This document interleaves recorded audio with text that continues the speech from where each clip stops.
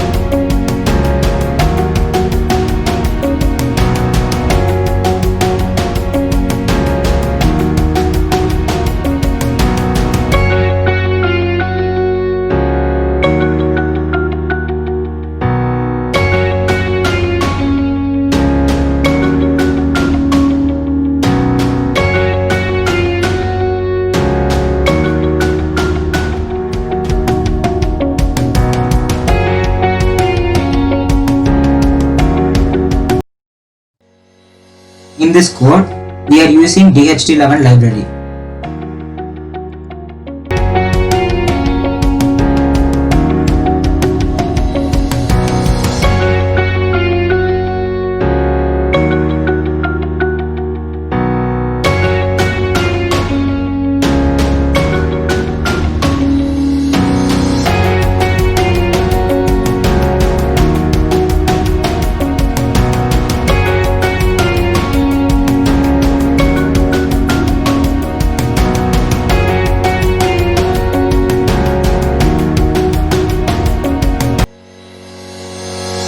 Thanks for watching this video.